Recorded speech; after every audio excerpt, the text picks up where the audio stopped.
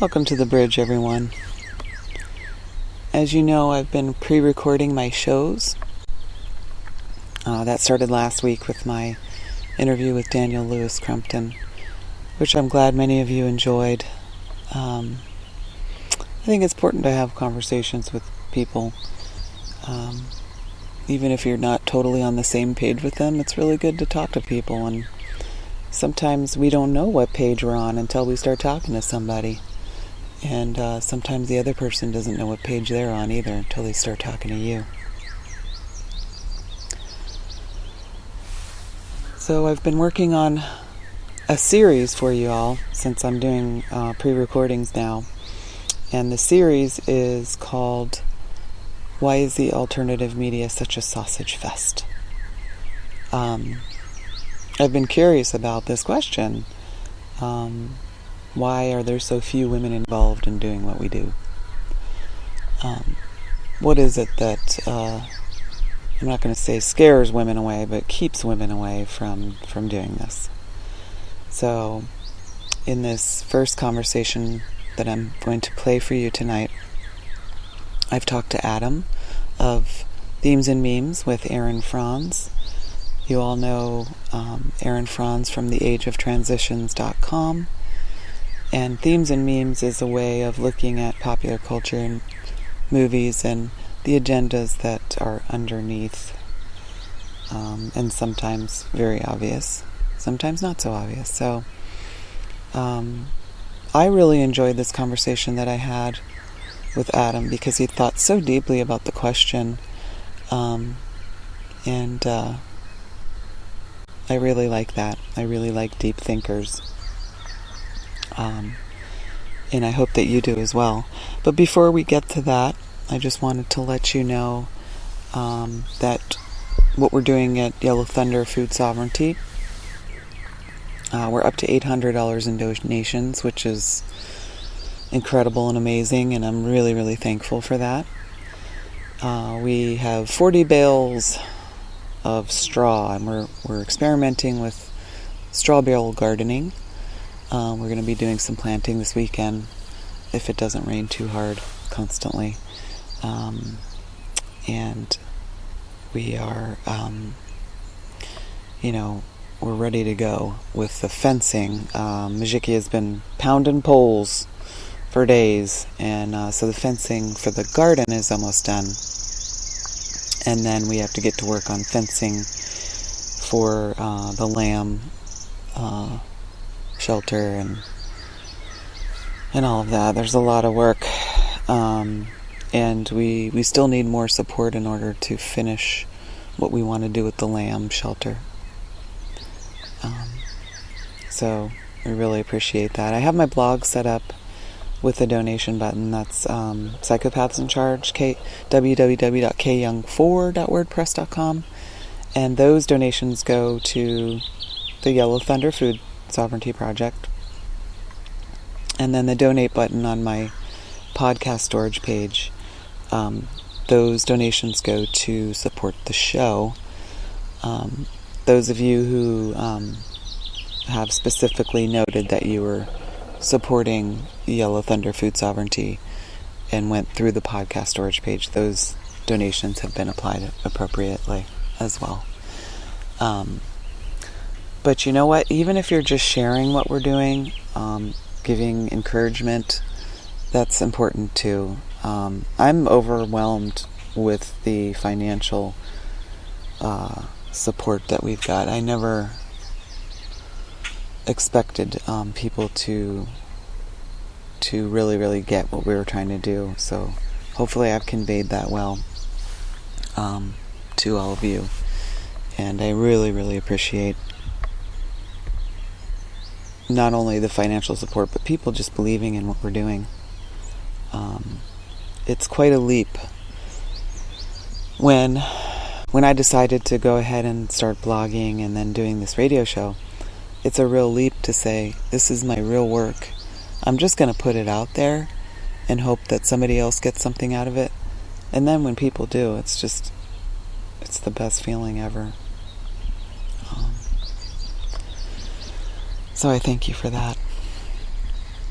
On my podcast storage page, I've started to release the YouTube videos on there, and on my blog, you'll find the YouTube videos as well, but mostly right now, I'm using the podcast storage page for the audio files. I've been working on recording more music, and so I hope to be offering that to you all soon. This series that I'm working on, I think it goes a little deeper than the crude question of why is the alternative media such a sausage fest. I think it's going to reveal some stuff that I'm not even aware of at this point. And besides talking to Adam, I'm going to be talking to Carrie Lee. I'm going to be talking to Danielle Verte. I'm going to be talking to Catherine Buckaloo. And so hopefully we can get to the bottom of what's going on and invite more women into this thing that we do. Because we need more voices. We always need more voices in this thing that we do. Because that we're figuring out things together. None of us has all the answers, but all of us has some of the answers. So together we're going to be figuring stuff out. I've also recently had a conversation with Greg Moffat of LegalizeFreedom.com, and we're going to have another conversation before I get everything uploaded and ready for a show for you guys. So once again, I thank you all for listening, and I hope you enjoy this conversation with Adam. Hi everyone, welcome to The Bridge. I am here with Adam of Themes and Memes. All of you know Aaron, who I've had on the show a few times, and they do that podcast together. So I thought Adam would be a good person to talk to about some of the questions that have been raised over the past few years about the alternative media and the truth movement. So welcome to The Bridge, Adam. Yeah, thank you for having me on. Obviously I've been listening to a few of your recent shows, and they're really good. I'm pleased to be on, and I'm sure we'll have an interesting discussion. Well, thank you. While we were trying to schedule a time back and forth, one of the questions that came up that you found as interesting, I think, as I find, is why is the truth movement and the alternative media such a sausage fest? Yeah. That is that's a hard question to answer, because I think it really does come down to so many different factors. I think a lot of it is just human nature in general, in that I think people generally tend towards things that are more pleasurable, and sort of generally try to avoid things that are painful or not uncomfortable, etc. And there's also the fact that as a society, we've all basically been conditioned to essentially just take things at face value and to see the world in a sort of an egocentric way, whereby we sort of turn away from anything that might be negative or intimidating to our egos, and essentially just be sort of blindly optimistic and trusting that we'll be taken care of somehow and that things will work out for us. We've been conditioned, I suppose, to almost filter and kind of edit reality to the benefit and the comfort of our own egos. And so I do think that is a big part of this whole question. But I think a lot of it is also down to the emotional differences between men and women, and the way that we both interpret information due to the emotional connotations of the information and the concepts that are being presented. I really do think that is a big part of it there.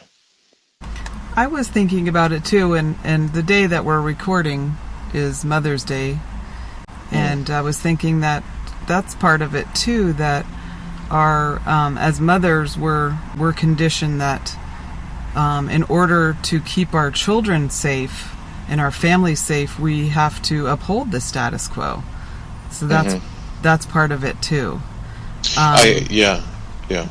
Absolutely. I think I think this kind of social conditioning has been again perpetrated upon both the sexes. We've both been sort of socially conditioned and psychologically conditioned along certain patterns of thought and behavior. But I think that this type of conditioning has had a particularly powerful impact on the innate drives of the female, who will sort of biologically tend to seek out, safety and security, especially in the context of, maternal instincts like you were talking about before.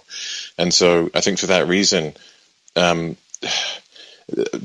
females will often be typically more inclined to sort of ignore or maybe reject things that threaten their emotional security and that sort of threaten their ability to provide a safe, nurturing environment for children. I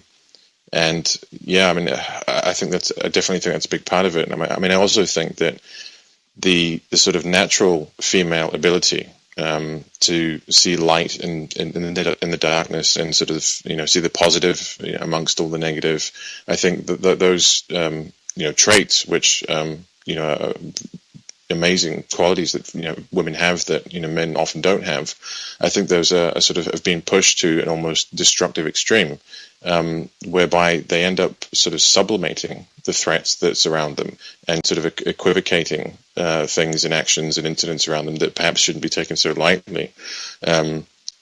Once again, due to this need to this biological instinct and this kind of psychological need to exist in a state that is emotionally safe and secure. Yeah, and so I think that it may also have something to do with the difference between, generally speaking, the way women deal with trauma and the way men deal with trauma. Yeah. That warrior archetype isn't in all women. But what's interesting is the women who are participating in whatever we call what we do embody a certain warrior archetype as well, which is rare among women. But it's there. Yeah, obviously we're here talking right now. Yep. So, for myself, I got into this because I had a big brother to show me the way, and I had a sister. Right. So my big brother being Thomas Sheridan and my sister being Carrie Lee. And I don't know if I would have gotten into it if I didn't have that, backup, I guess, or friendship or guidance, or sort of we're on this path together. And because it's a scary thing to put yourself out there and say, this is how I see things. What about you? Yeah, absolutely. I think there's also a degree of, how can I put this? I guess the way that the information is presented and the sort of the individual's journey through their own life. I mean, as you say, you had a personal experience whereby you had friends that sort of, I guess, brought you into some form of awareness and sort of helped you along your way and opened your eyes to certain things. And I think all of us, in some way or another, have had someone like that in our lives. But I think often what happens when women sort of can, end up in a situation where they have to confront this information is that they are presented with, I guess, two kind of approaches to this information, shall we say. And I'd say, broadly speaking, you sort of seem to have a masculine approach and a feminine approach to the whole thing. And obviously, I'm speaking in generalities here, and there are always going to be exceptions to the rule. And there's a whole, there are many, many shades of grey amongst all of this. But I mean, I think you could sort of identify those two kind of. I think a lot of it also comes down to the way in which this type of information, in terms of the alternative media, the truth movement, call it what you will, and I think alternative thinking in general is presented, especially when people are going on the internet and getting involved in, or at least, examining certain information for the first time. And I think you could, I guess, kind of, talk about this in terms of there being two kind of basic approaches to the information, and there being a sort of, I suppose, a masculine type of approach and a more feminine approach. And I guess, to kind of describe what I'm talking about there, I mean, you've kind of got one way of looking at this information, which is quite intense. It's kind of masculine in some ways. It can often feel sort of very complex and overly convoluted. It's all about facts and data, but it doesn't seem to really offer any real solid answers or any solutions. And I don't think, that there's no emotional security in it, because there are no, hard and fast answers, and there are no really promising solutions. And so, because there's no emotional security in it, there's no sort of emotional fulfillment and no answers and no real appeal in it. And I think that type of, I suppose, approach would typically be more masculine. Whereas I think a lot of women, when they start getting involved in this type of information or start exploring, again, just alternative schools of thought or what have you, I think they will generally be much more prone towards, I guess, going down the kind of mystical type New Age route, if you will, which I think tends to embody traits which I think traditionally more feminine. And I think the sort of the more mystical approach will generally offers more of a promise of security, emotional and spiritual fulfillment, positivity in general. I think it doesn't really make any serious demands. There are a lot of very sort of fluffy metaphysical beliefs embedded in a lot of those ideologies. You've got the whole sort of nothing is real narrative, among many other things. I personally think that a lot of this is just sort of rehashed, made up ideas that are designed to keep people kind of in a state of perpetual fascination and confusion and sort of detachment from reality a lot of the time. But I think that sort of general approach and that general school of thought in sort of dealing with alternative thinking and alternative information is a lot more appealing to women because of their very nature. And as much as the tendency towards, I guess, emotional fulfillment, emotional security, the desire to nurture, and all of those other sort of feminine qualities that we were talking about before. Yeah, I think you're right. And one of the things I was thinking about is that I really wanted to bring a balance of the mystical stuff that's not too new agey, but I will admit to a new age phase, I guess, in my life, maybe in my 20s or so. Oh yeah, me too. Yeah, okay. So, but some of it is a real road that is, I think, necessary to travel when you're figuring stuff out. But you're right. A lot of it is rehashed Christianity. It's rehashed savior outside yourself type stuff. I think, yeah. Yeah. Sorry, go on. Whereas, I've spent actually a great deal of time studying mystics, and all of their messages have been co-opted throughout history. The message of the mystic has been co-opted. So, I guess you look for the original message, which is more, you can only save your own ass and those around you, which is, you can only affect change from you outward. So there's a balance, I think, that is needed there. Absolutely, definitely a balance. And when I talk about these sort of mystical New Age stuff, I don't mean to address that in a completely derogatory way in terms of it all being nonsense and it all being completely devoid of meaning or value at all, whatsoever. I myself have also studied a lot of like Eastern mysticism and others, different philosophical schools of thought. And that you're right, there are, there is a lot of value in that.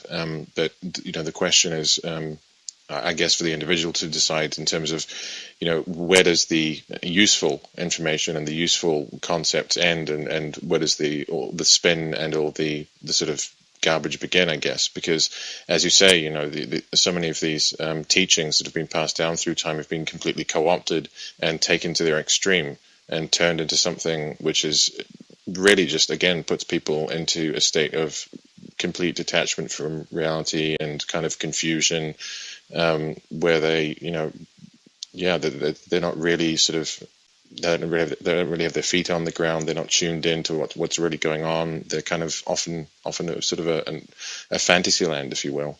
A balance, is definitely very important. And I guess that's what we're talking about in this discussion now, because as you said at the beginning there, I mean, the vast majority of people who are in the alternative media in terms of broadcasting, publishing, activism, what have you, are males.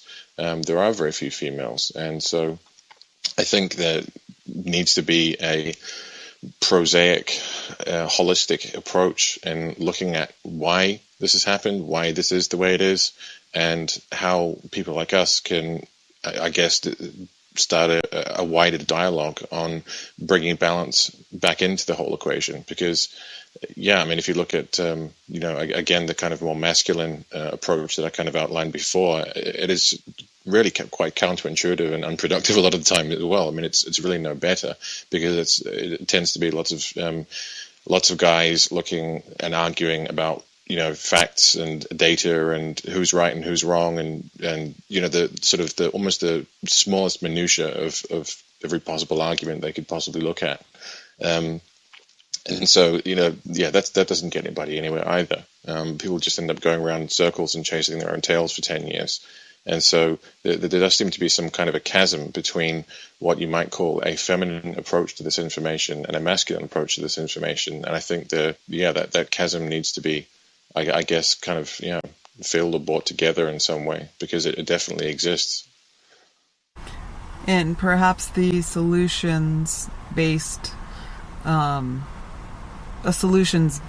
methodology of looking into it could be that balance, with just enough facts and just enough philosophy to try to not build a new prison, but something new.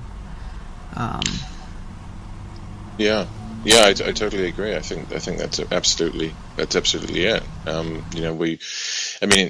As human beings, we will always embody qualities from both genders. I mean, males will always have certain feminine qualities to them, and women can sometimes have certain masculine qualities to them. So we each, within each exists a part of the other, and so I think balance is really essential in this whole equation. There's also a certain level of hostility and competition, and that generally doesn't appeal. It doesn't appeal to me, so it probably doesn't appeal to other women as well. But I mean, I could be wrong. Like for me, this isn't a contest. It's an exploration, and I'm just inviting other people along for the ride. Yeah, yeah. Well, I mean, that's. I think that gets back to this sort of masculine approach to the whole thing, where that yes, you're right. There is something of a competitive element in it, especially in some of the bigger networks in the US. You know, people like Alex Jones and some of the other sort of patriot radio stations where business is often involved as well. So whenever there's commerce involved, there is heavy competition involved, and whenever there's heavy competition involved, there will always be big egos colliding and clashing and getting into all sorts of arguments and antagonistic situations. And I can understand from a feminine point of view that would be very, very unappealing. It just it almost can come across as just this kind of nerdy dick measuring contest between guys about who's responsible for this particular conspiracy. Yeah, definitely. It certainly can. That's exactly it right there. And maybe there's a certain level of, there's not as many female nerds out there. I don't know. Because it is a sort of nerdy thing to look at, too. Yeah. No, you're absolutely right about that. I think it does. This information does tend to attract people who I think have always been slightly, on the fringes of any social group, and who are maybe slightly introverted and nerdy, and who like to, take time to look into information, and who enjoy going into all sorts of weird and wonderful places in their sort of intellectual explorations.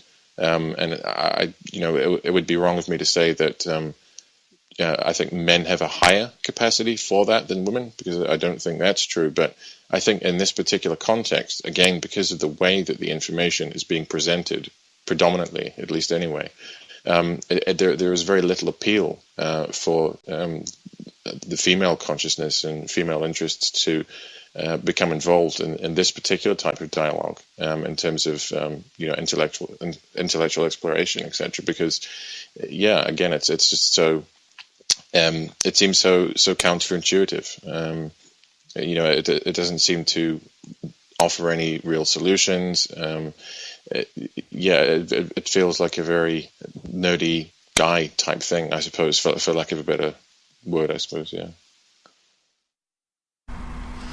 And another thing that came up, I think for you had some questions about whether alternative media or the truth movement is for lack of a better word, sort of compatible with family life. And generally when you look into things and you start researching, and you really you have to get into your own world for a while. And so I think that's part of it too, because it is really hard to balance a family life with this life, and a day job too. It's hard. I mean, I don't have a family myself, but I can certainly see that being the case, because I do talk to other people who do have families, and a lot of the time when I start to border onto some of this type of information that is maybe conspiratorial in nature, or controversial in nature, or perhaps overly analytical or critical, or what have you, there is a tendency to kind of sublimate it or ignore it, or kind of find a way of denying it or rejecting it, because it's just too much for someone who's in a family situation. Especially I think for a mother who's got children to look after. I mean, the maternal instincts will always I think govern there, and the well-being of the child, the safety of the family, and providing a nurturing environment must always come first. And so any kind of abstract sort of intellectual explorations into conspiracy land are really just so low on the priority list for them, I think. Yeah, and it's also a time factor too, that taking care of a family just it's a full-time job, and doing this, we don't necessarily make a living at it. We might be compensated a little bit with donations and things like that, but it doesn't like pay the bills or, all the bills kind of thing. So all of us have day jobs, other types of ways that we make a living and things like that. So it gets complicated very quickly. And I think for myself, I'm fortunate that I do have a husband that supports whatever I want to do or get into. And I think that's rare too for women to have. Not that men are unsupportive, but I do think it's a cultural thing, because my husband is American Indian, and women are traditional leaders. Women and men both are traditional leaders, and so women are generally supported in doing whatever, especially educational endeavors or writing, researching, all that kind of thing is very much supported traditionally. If you look at natives, most of the natives with PhDs or master's degrees actually are women. Yeah. So there's a big connection there between the sort of feminine archetypes in females and I guess gnosis in general, I think, in tribal societies and, societies gone by, and like the one that you were mentioning there, Yeah. So, so those of us that are left, I guess, it's still like that, but in a modern sense.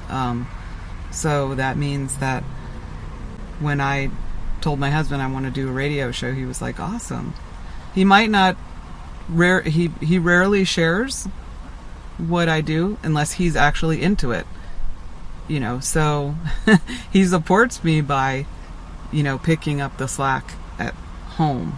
He's not necessarily into everything that I'm into or exploring, but he supports that I want to explore it. So that's a difference too. That's certainly, I think it's certainly a sign of a healthy relationship, when one can respect the other as being a sovereign individual, and not force them to be someone they're not, and not try and shape them into the person they want them to be, and just let them be who they're going to be, and be okay with that, and not have any intense emotional insecurity over that state of affairs. I think that is a sign of a healthy relationship, and I think it's something that's severely lacking in most other people's relationships, because that's the first thing that people generally try and do when they get into a relationship, is change the other person. And when we're talking about this type of information, I mean, it's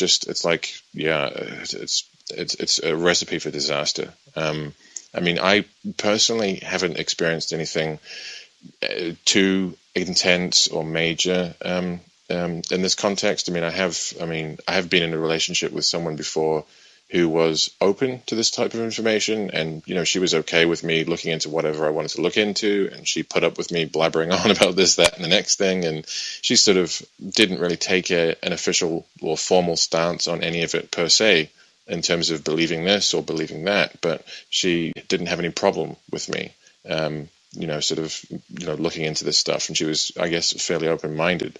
But I think in a lot of other situations, what you'll find is that, people who say have been married for, however long, and one of them gets to a certain point in their life where they do start to look into some of this information. And I think, again, one of the reasons we're having this conversation is because for the most part, it seems to be the male. And what often happens is, the person goes through their own little awakening process, and they get all excited, and it's sort of kind of a mix of enthusiasm and excitement, but also kind of panic and fear. And they do sort of temporarily go through an emotionally unstable period. And the other partner, who has not gone through that, is in a state of shock, because it's almost like they've lost the person that they used to know. The person they've been with for all these years has now started to transform into somebody else with all of these different views and opinions and beliefs and whatnot. And so I think this is something that is a real problem, and something that I really sympathize with, in terms of people who have gone through that type of experience. And it doesn't paint a very pretty picture for for sort of single males who are out there who are into this stuff, because it's kind of like what I was referencing there in my email earlier on was the fact that for a young male such as myself, I'm in my early 30s, and I'm single, for example, and if I was to sort of look at wanting to settle down with somebody, wanting to get together, have a family, I'm already at an enormous disadvantage in terms of compatibility, because 95% of all of the available women out there are probably going to have a problem with the types of opinions and beliefs that I hold and share. And no matter how much I try and hold those in and censor myself, it's always going to come out in the end. And I think there's probably a lot of other guys out there who are in the same situation, and that because of this lack of balance and the whole discussion here between men and women, it really doesn't look very, very hopeful in terms of guys who are into this stuff wanting to be able to get together with somebody and settle down and find someone that they can actually connect with.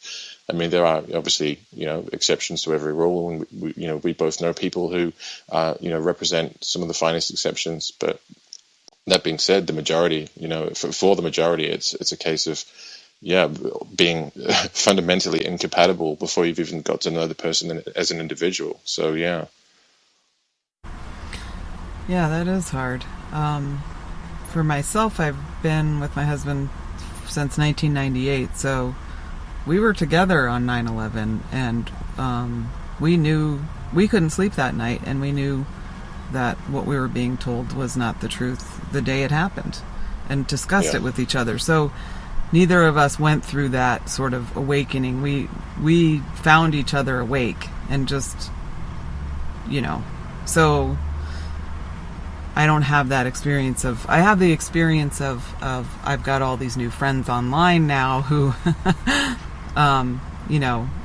for some reason give a crap about what I have to say, and I'm listening to a bunch of new stuff, but it's still, we both know that what the official story is bullshit. We both are essentially meet at that level. So there's no conflict in that most basic sense that you're talking about. I think that's, I mean, perhaps it's idealistic to think that you can have a relationship and both completely be on the same page about everything and be on the same mental wavelength. Yes, it is. I mean, I think it's just, it barely happens between people at all, let alone males and females, when you've already got so many other differences to contend with.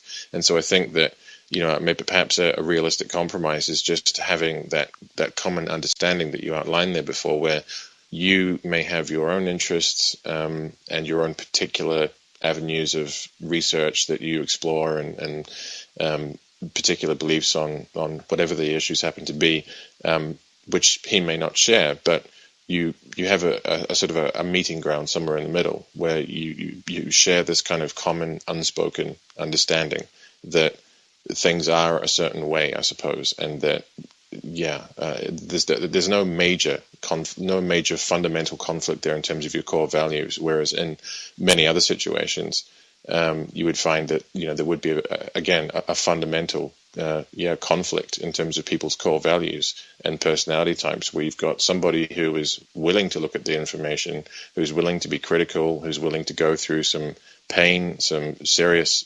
self-reflection and sort of introversion for a period of time, who's willing to look at a lot of sort of quite dark and frightening information a lot of the time, versus somebody who has an aversion to all of that for whatever reasons, be it personality type, social conditioning, psychological trauma, you name it, regardless of whatever the causes are, you're going to, I think, for the most part, have that chasm, that huge difference in terms of personality types, where one person's willing to go there and the other one just isn't. And so, it's, I think you're in a quite fortunate situation, I think. Yeah, I think so too. So for those who seek a solution about this particular issue, that it's hard to find a mate that you don't have fundamental core value differences with. That maybe looking at what those core values are a little more might help one discover where there is a meeting of minds, or a meeting of core beliefs or core values. Just to recap a little bit, where we're at right now is that we sense that we all have this, a majority of us have this sense of something deeply wrong. But as males and females, we tend to respond to that core inner knowing in very different ways, depending on cultural conditioning, just basic nature, core values. And we decided that there may be more meeting in the middle than it seems when you're out there trying to find somebody to partner with, that you don't have to totally all be into the same thing, but just have that fundamental understanding that, like you said, intellectual freedom is a good thing, and wherever it leads, it's not as scary as it's made out to be. That in order to really explore, you have to go everywhere. And you've isolated this new age meme that's out there, which informs us in the following way: that if you look at the negative, if you bring it up, you're actually bringing that to you. You are bringing negativity towards you. And I also experienced that meme as completely and totally false. And I've gotten a lot of pushback from other women in looking at, my blog's called Psychopaths in Charge. So, I'm looking at the fact that I'm looking at all these things that are fucked up, and I'm seeing that it's basically because pathological people are in charge and have been for a long time, and they've developed a self-supporting system that moves of its own power over life. Profit takes precedence over life, and this is a scary thing to look at. So I got a lot of people saying, if you're looking at psychopaths, you're going to draw them to you. And in fact, since I started looking at them, and I've read probably over 30 books about psychopathology, and I've started writing and blogging about it, thinking about it, doing shows about it, psychopaths leave me the fuck alone now. They do.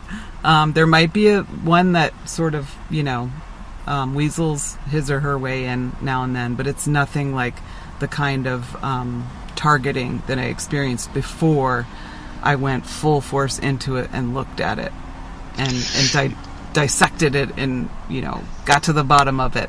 Yeah, it's funny that you should bring that up, because I do feel that in many ways that the whole existence and the concept of psychopathology is really a kind of a deal breaker in this whole argument, because I think, again, speaking in generalities here, when we talk about a female's emotional responses to information, when you present them with the whole idea of there being a almost what basically represents a separate species on this planet who don't really qualify as being human, that are in control of pretty much everything. And that these people are not people that can be saved. They're not simply damaged, traumatized people that need a hug. They're not people that can be, sort of reformed in any way. I think that is a very bitter pill to swallow for a lot of women. And I think this is a lot of where the resistance to some of the so-called negative ideas within old media dialogue and sort of truth movement discussions comes from, is this kind of core resistance to the idea that there could be such a thing as a psychopath, and that there does in fact exist such a thing as evil in this world. And I think that perhaps, the feminine consciousness is more averse to accepting that fact than the male consciousness is.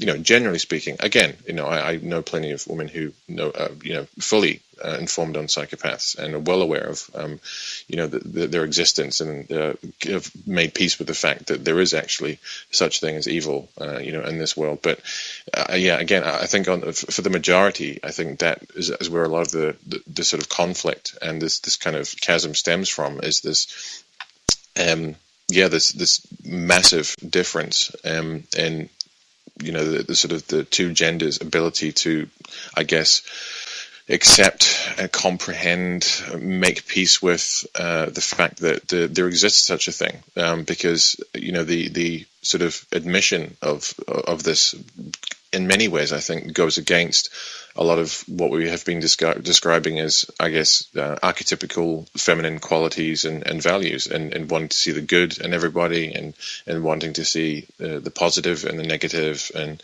all of those types of traits. And I think the whole issue of psychopathology is really central to this whole discussion.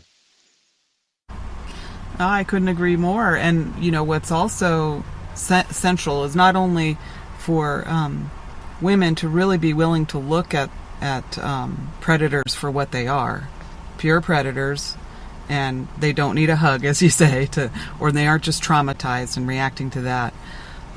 Is that women can be psychopaths too, just as many as men. There's another meme out there which suggests that it's really only men that can be psychopaths, and that's totally and completely false as well. That the predator, known as the psychopath, can inhabit the female just as much, and we haven't been looking at that either, because the female psychopath manifests herself quite differently than the male psychopath does, but is just as much a predator. And in the workplace, and this has been my personal lesson, is in the workplace, female psychopaths and male psychopaths both target females. So in the workplace, women have twice as much of a chance of being targeted by psychopaths, because they both target women. Yeah. I would totally agree with that. I mean, I have seen that and observed that firsthand, that dynamic that you're talking about there. I have known psychopaths of both genders, and I would say that's very true. Although, there is also the whole issue of the female psychopath that uses her own pathological, ruthless kind of skills to manipulate men, and I've actually had that done to me before, without realizing it at the time. But I think, for the most part, women. Yeah. Yeah. I'm not sure. I think that's probably all I really had to say about that. I mean, I definitely know, from firsthand experience, that the female psychopath can be very, very conniving in their ways, in terms of manipulating men, and manipulating what you might call traditional male instincts towards providing for a woman, or sort of caring for a woman, or protecting a woman, and sort of, I guess, serving that typical or archetypical male role. But as you say, I think from more general observations, in terms of second-hand or third-hand stories, or other people's observations, it would definitely be a case of female psychopaths also manipulating other females as well. Right, and psychopaths love to create the illusion that they are the victim of their victim. So women are particularly good at that, because we are socially and psychologically conditioned to see women as victims more than we would a male, and so they're really, really, really good at playing the victim of their victim, and creating that illusion around their victimization of their targets. So that's a unique thing that not a lot of people are talking about. But when you experience it, it's something that you won't forget.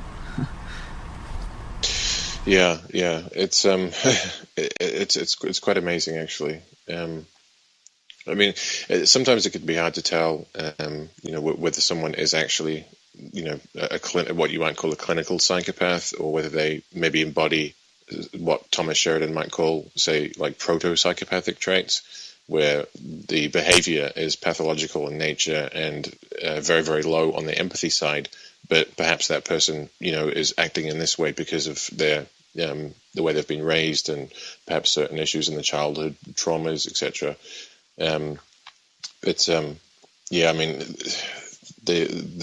nonetheless, whether we're talking about clinical psychopaths or someone who's just acting in a sort of a very similar pathological, low empathy way, the damage that they can create is just as severe. And again, I've had this sort of, happen to me on multiple occasions, not in a intimate relationship setting, technically speaking, but in situations where you've grown close to somebody like that, and it can be very confusing and very painful, actually.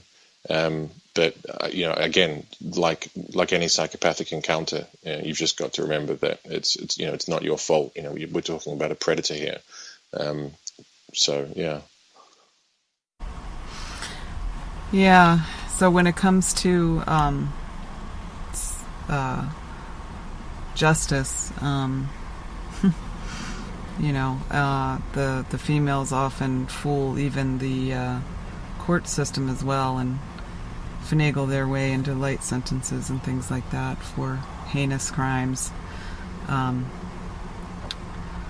So yeah, it's a problem. It's a real problem. And then you have trust on top of that, and you have what we've come to believe in as leadership skills, or the skills that are supported not only by our culture or whatever particular environment you happen to be in, that the very thought of what leadership actually is has become pathological over the years. So there's that plays into it as well. Yeah, definitely. I think a lot of it is also down to some of the conditioning that women are receiving through what you might call, I guess, radical feminism, in terms of some of the ideas that are coming out, through some of these radical feminist groups, which are always well funded and get lots of media attention and whatnot, that basically, seek to always portray the woman as the victim in any given scenario. With the onus always being on the man to, prove his innocence, rather than, being on them to prove his guilt. I mean, we see things like, we see concepts like the visual rape, for example, being talked about in terms of law now. I believe it was in the States, I think. I think there was from memory, it was some kind of feminist college campus group, one of the universities or whatever. They were talking about wanting to introduce the crime of visual rape, whereby a man could actually be arrested and tried for visually raping a woman, and so again, it just, I think a lot of the women that are leading these groups, or at least put there to lead these groups, or the sort of the fronts or the faces for these groups, are either women who have, a huge chip on their shoulder because they've had major daddy issues or whatnot, or perhaps they're even psychopaths themselves, because the end result is just another divide, another sort of antagonistic chasm between the sexes, where they're just being pushed further and further away from any kind of commonality, any kind of common ground or understanding, or any kind of legitimate sense of I don't know, respect, I guess, for each individual sovereignty. And there are so many forces in this world right now which are acting to sort of basically destroy any kind of I guess stable, mature bonding and communication between the male and the female. And I think a lot of this comes from psychopathy, and a lot of it comes from people who are just really, really damaged. But yeah, I mean, it still represents a big problem. And what we're talking about here is not just the lack of women in the sort of alternative media or truth movement, but the ability for men and women to actually find common ground at all, because that seems to be slipping away further and further each day due to all of this, social conditioning and all this manipulation that is going on. So, yeah, it's not just about people who are into alternative media topics or anything like that. It's about the everyday man and the everyday woman being able to make peace with each other and respect each other as individuals. And I think fundamentally speaking, that is what's under attack here. And when we look at what's happening in the alternative media, it's almost in some ways a sort of a microcosm of a large macrocosm, if you will. I would absolutely agree with that. And I think that feminism is a good, really, really good example of, the psychopathic co-opting of, a social justice movement. Something that started as, hey, look, we're getting the raw end of the stick here, and then turned into all men are evil, even little boys. Well, I mean, I think if that dialogue had been started off and established as a human rights issue, then, I don't think it would be where it is today, and I wouldn't have any problem with it. But I think the moment it was termed feminism, it automatically pitted females against men. I mean, even the terminology that they're using is antagonistic in nature. And it's just gotten worse and worse and worse. I mean, to the point where we have these radical feminist academics talking about the fact that, oh, well, we don't actually need men anymore. Women can rule the world, and we'll grab a whole bunch of sperm, keep it in a sperm bank, and we'll just use IVF and live without men.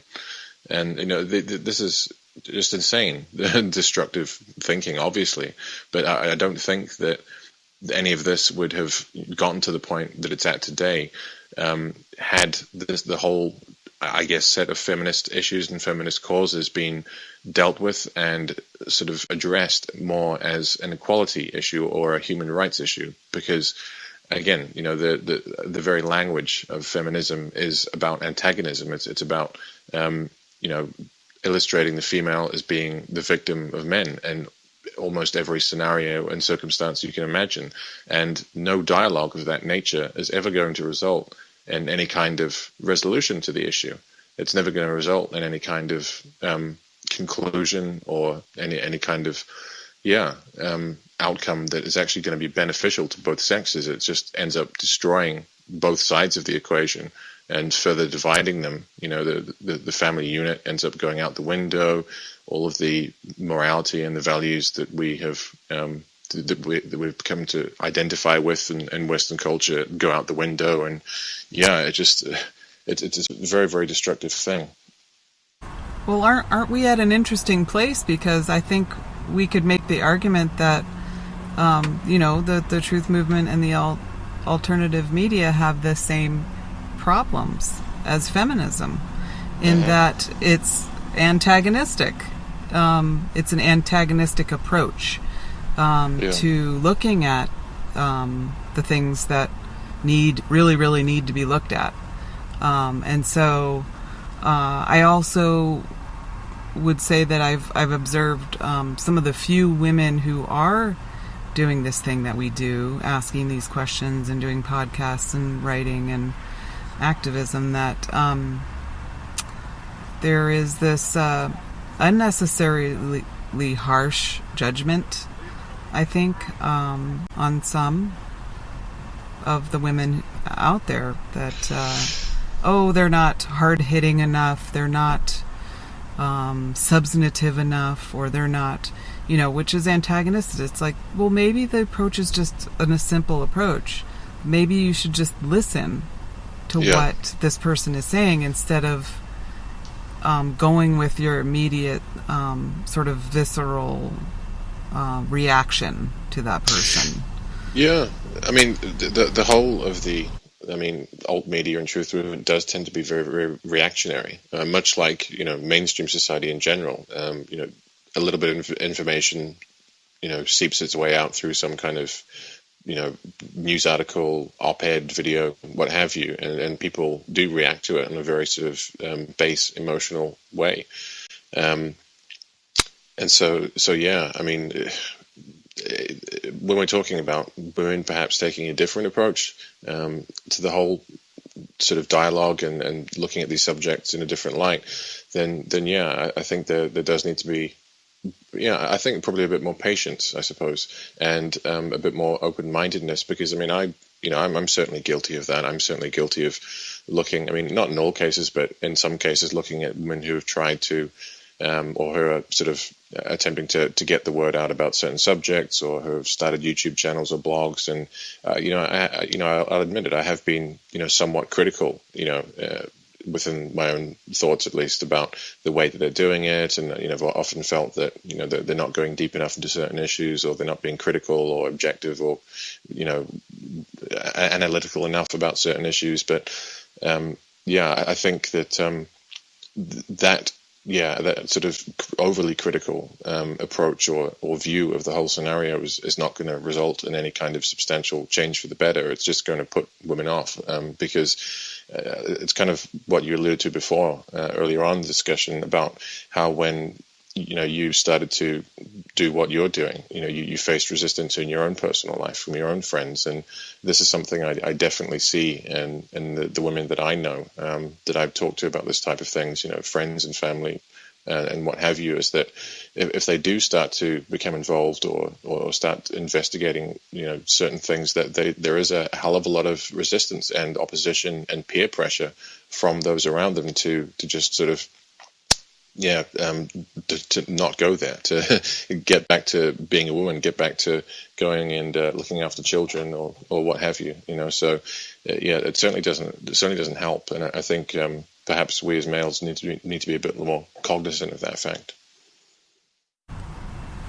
The other thing that I noticed is that the women who are doing this thing that we do are doing it for the next generation or for their own children. That there is this recognition that we need to ask these questions for us to continue. The need is dire.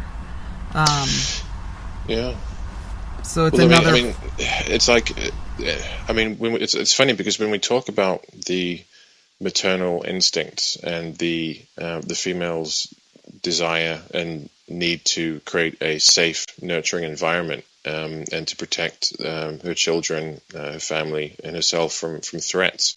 This comes right back around to the whole, alternative media truth movement debate, because what that sort of dialogue is talking about is, identifying the threats that do exist around us in society, the threats to our freedom, the threats to our personal sovereignty, the threats to our psyche. And so,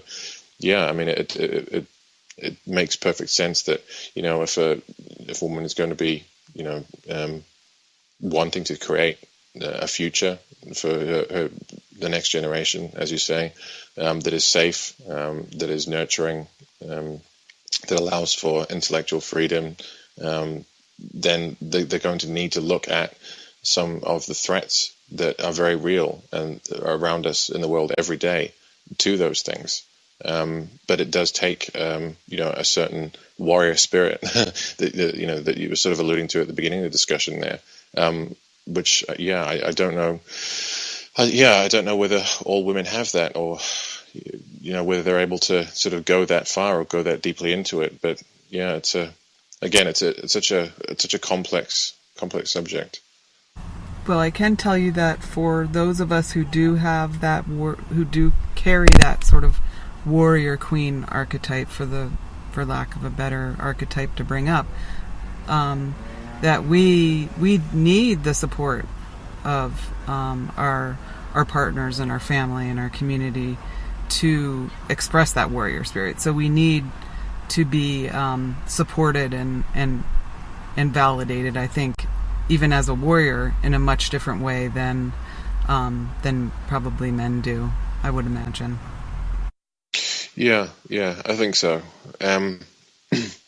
But I guess, I know in my own personal life, I always encourage, and will, have great respect and reverence for, a woman who goes out of her way to put herself out there and go against the grain and get into some areas which are challenging and dark and a little unsettling, and will fight through that.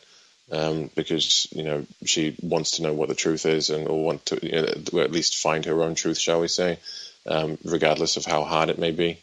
But the problem, I think, that we were sort of talking about here is that, in my experience anyway, that there seem to be so few women taking that first step in the first place. Because, I mean, we can talk about having respect for women who do break the mold and who do go against the grain and do take those steps to try and speak out about things. But what I seem to observe in my own life, at least anyway, is that there are so few of them at least taking that first step, and you can't, it's not something that can be forced. I mean, if someone's not asking the right questions, if someone does not have an innate interest and curiosity about the world, and does not have a desire for intellectual freedom and intellectual exploration, it's not something that I think can be instilled in somebody. It's not something that can be hammered into them, or you can't win an argument with someone like that. If they don't want to know, then you're not going to be able to convince them of it. And so, again, I think the problem, and I think the question here is why so few women are even willing to contemplate or at least toy with these ideas in the first place. Again, I think it's down to a lot of different factors, but I think there is still a lot of mystery there. Yeah. I can say that the first few steps are definitely the scariest. And you always take those first steps alone, and you have to be willing to do that, and that is a rare thing. I think in men too. I really don't see a lot of men out there who are willing to take those steps and put themselves out there either in a way that, because it's a vulnerability. You've said, I think this is fucked up, and hopefully at some point you get to, and I think this is maybe one solution. And you put yourself out there for criticism. You just do. Yeah. So well, you're absolutely right about that. I mean, it is definitely a human failing, I suppose. I mean, in that particular context, there, I was talking about it from in the context of females, but it is definitely something that affects both the sexes there. Where, I mean, basically what you're talking about in terms of going through this kind of waking up process, and reaching, I suppose, greater or higher levels of understanding about the world, about yourself, and all of these things. It really constitutes jumping out of a plane without a parachute and just trusting that you're going to be okay, because you don't know what's coming. You don't know what's ahead. You're free falling. There's no ground under you when you really take that first step. And that first step is, again, like you said, for both men and women, such a hard one to take, because, I mean, there's obviously going to be a lot of fear in that. There's going to be a huge amount of fear and taking that first step into the great unknown and not knowing where it's going to lead. And so I think, again, this probably explains why there are so few people in general that actually take the first step in the first place anyway, because it does represent, again, like I use the analogy of like jumping out of a plane without a parachute. You literally don't know, where you're going or what's going to happen or whether you're going to be okay. Whether it's all a complete mystery. There's nothing under you. There's nothing to hold on to. And I think for both sexes that is a very frightening thing. And it's just again the question of, when we look at the old media in terms of the people that are doing activism, doing blogs, publishing, broadcasting, whatever, I mean, the overwhelming majority are men. And so it is a very interesting question as to, how many women out there, how many women are there out there who are perhaps, on the fence with this type of information, who are perhaps had some exposure to it, who are maybe not sure about it, who haven't really talked to anybody about it, but have this maybe innate intuitive sense that things are wrong, or maybe they've been shown some information that has kind of resonated with them in some way, but who feel unable to express that or to sort of, explore that openly in any way. So it is very it's a very nebulous matter, this. It is indeed. Well, my goodness, it certainly is a pleasure to talk to you, Adam, and I would love to have you back, both on your own and with Aaron and perhaps others. I really enjoy the depth that you look at the question, and I see many good conversations in the future. Yeah, absolutely. It's been a pleasure. It's been a really enjoyable conversation, and it's nice to do things at a slow, casual pace, and just kind of let the conversation go where it's going to go, and get into some of these areas that, to be honest, not a lot of people are talking about. And so, yeah, I'm really, really happy to have done this, and I'll be happy to come back on again in any context in the future. So I definitely look forward to talking to you next time. Thanks again. So that's my conversation with Adam, and we're going to keep this conversation going. Thanks again for listening to this special episode of The Bridge. And don't forget to tune in tomorrow night, Sunday, the 17th, at 9 p.m. Eastern for the Moon Lodge with Carrie Lee. Good night, everyone.